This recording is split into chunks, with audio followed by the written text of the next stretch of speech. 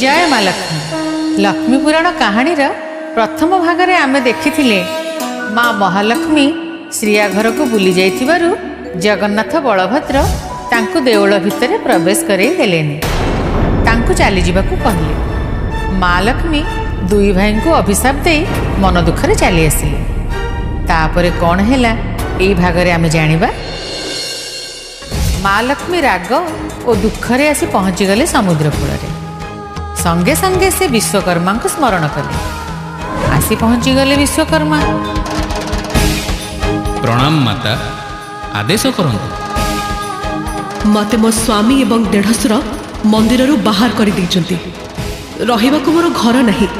मो पाई एक छोट कुड़िया तैयारी कर दियो। ये कौन कहउछंती माँ? जगतर माता आपण छोट कुड़िया रे रहिबे? संगे संगे मु आपणक पई प्रासाद निर्माण कर देउछि। मुहूर्तक भितर विश्वकर्मा सुंदर प्रासाद निर्माण करदेले।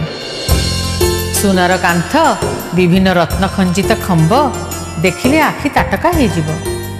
माँ लक्ष्मी एभली सुंदर प्रासादटी निर्माण कर देथिबारु विश्वकर्मा को धन्यवाद देले। विश्वकर्मा माँ को प्रणाम करी स्वर्ग को फेरी गले। तापरे माँ लक्ष्मी कौन कले ना अष्टबेताल को स्मरण कले। स्मरण मात्र के आसी पहुँची गले 8 जन बेताल। माँ आदेश देले, बेताल गण यथा शीघ्र जाई श्रीमंदिर रोष घर नष्ट भ्रष्ट कर दियो। आउ भंडार घरे जहा अछि सब बुहाई आण। माँ आपण को आदेश शिरधार्य हेले आमको भय लगुची। माँ महाप्रभु आमको देखिले आमर प्राण रहिबटी। एक कथा सुनी माँ लक्ष्मी चिंता कले सत कथा। तेणु से संगे संगे निद्रा देवी को स्मरण कले। आसी पहुँची गले निद्रा देवी। माँ तांको आदेश देले, हे निद्रा देवी, तुमे मोर आदेश संगे संगे पालन कर। एई मुहूर्त रे श्रीमंदिर जाई प्रभु जगन्नाथ और बलभद्र एवं सेठारे थिबा समस्त सेवकों को आखिरे बास कर। काली प्रभात जाए जेपरी काहारी निद्रा न भांगे। यथा आज्ञा माँ। निद्रा देवी जाई पहुँची गले मंदिर रे।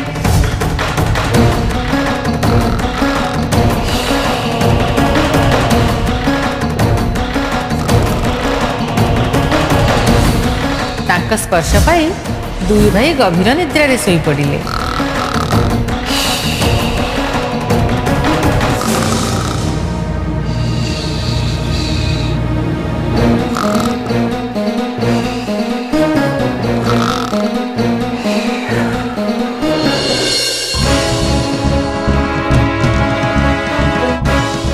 तापरे गले बेताल माने। अष्टबेताल प्रथमे रोषेई घरे पहुंची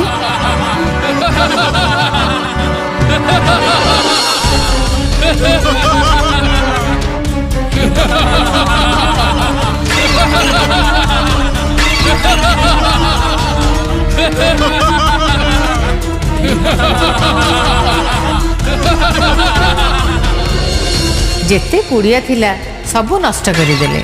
चुली भांगी देले।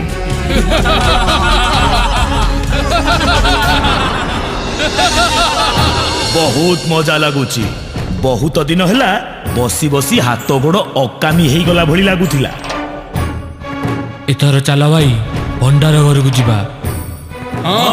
चलो चलो। तापरे बेताल माने जे पहुँची गले भंडार घरे। जेते धन रत्न द्रव्य थिला सबु बुहेई आनिले।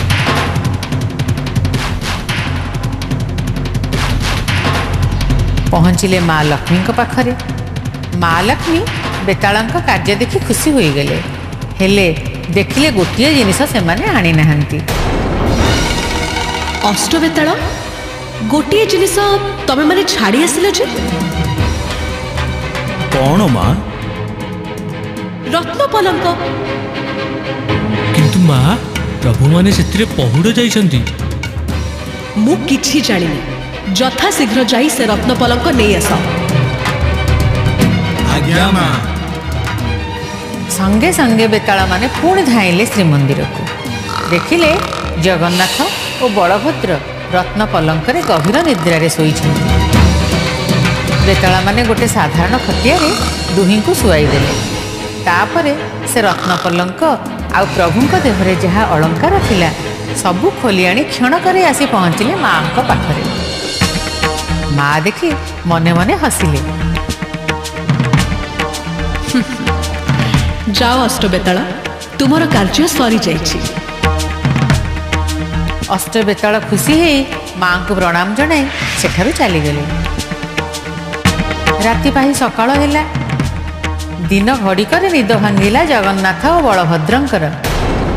ଦୁହେଁ ଦେଖିଲେ ସକାଳ ହେଇଗଲାଣି। ତଳକୁ ଚାହିଁଲା ବେଳକୁ ସେମାନେ ଖଟିଆରେ ଶୋଇଛନ୍ତି। ଆରେ ଜଗା, ଇଏ କ'ଣ? ଆମ ରତ୍ନପଲଙ୍କ କୁଆଡ଼େ ଗଲା? ଆଉ ଆମ ଦେହରେ ଅଙ୍ଗଭୂଷଣ ବି କିଛି ନାହିଁ। କାଲି ରାତିରେ କୋଉ ଚୋର ପଶିଥିଲା କି? ମୁଁ ତ କିଛି ଜାଣିନି ଭାଇ। ଏମିତି ନିଦ ଯେ ଥରେ ବି ରାତିରେ ନିଦ ଭାଙ୍ଗିନି। ଦୁଇ ଭାଇ ଦେଖିଲେ ମନ୍ଦିର ପୁରା ସୁନସାନ ଲାଗୁଛି। କାଉ କୋଇଲିର ଶବ୍ଦ ନାହିଁ। ମଣିଷଙ୍କ କଥା ତ ଦୂର। ଆରେ ଜଗା, ଖୁଣ୍ଟିଆ ଡାକ ବି ଶୁଭୁନି। ପହୁଡ଼ ଭାଙ୍ଗିବା ବେଳ ଗଲାଣି। ମଙ୍ଗଳ ଆଳତି, ମଇଲମ, ଅବକାଶ କେବେ ହବ? ଭାଇ ଚାଲ ବାହାରକୁ ଯିବା, ଦେଖିବା ପ୍ରକୃତରେ କ'ଣ ହେଇଛି। ଦୁଇ ଭାଇ ମନ୍ଦିର ବାହାରକୁ ଆସି ଦେଖନ୍ତି କେହି କୁଆଡ଼େ ନାହାନ୍ତି। ଯେଉଁ ଦେଉଳ ଭୋର ସମୟରୁ ଗହଳି ଚହଳିରେ ଫାଟି ପଡ଼େ, ସେଠି ଜଣେ ବି ଭକ୍ତ କି ସେବକ ନାହାନ୍ତି।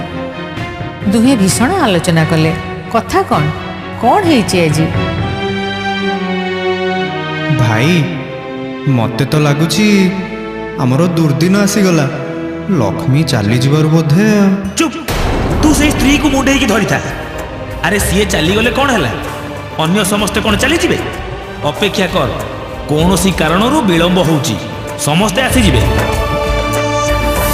ଦୁହେଁ ଯାଇ ପହଞ୍ଚିଲେ ରୋଷ ଘରେ। ଦେଖିଲେ ଖାଇବା ପାଇଁ ଗୋଟିଏ ବି ଅନ୍ନ ନାହିଁ। ହାଣ୍ଡି ଚୁଲି ସବୁ ଭଙ୍ଗା। ପାଣି ଖୋଜିବାରୁ ପାଣି ଟୋପେ ବି ମିଳିଲାନି। ଭୋକ ଶୋଷରେ ଦୁହେଁ ଆଉଟୁ ପାଉଟୁ ହେଉଛନ୍ତି। ଭାଇ ଏବେ କ'ଣ କରିବା? ମନ୍ଦିରରେ ସିନା କିଛି ମିଳୁନି, ବାହାରେ ଯାଇ ଖାଇବା।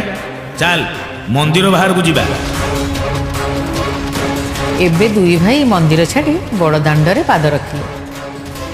ସେପଟେ ମା ଲକ୍ଷ୍ମୀ ମା ସରସ୍ୱତୀଙ୍କୁ ସ୍ମରଣ କରି ଆଦେଶ ଦେଲେ, ତୁମେ ଯାଇ ସମସ୍ତଙ୍କ କଣ୍ଠରେ ବାସ କର। କେହି ଯେପରି ଦୁଇ ପ୍ରଭୁଙ୍କୁ କିଛି ବି ଖାଇବାକୁ ନ ଦିଅନ୍ତି। ଏ ଆଦେଶ ପାଇ ମା ସରସ୍ୱତୀ ତାଙ୍କ କାମରେ ଲାଗିଗଲେ। ତାପରେ କ'ଣ ହେଲା ସେ କଥା ଆମେ ଜାଣିବା ଏଇ କାହାଣୀର ପରବର୍ତ୍ତୀ ଭିଡ଼ିଓରେ। ଜୟ ମା ମହାଲକ୍ଷ୍ମୀ।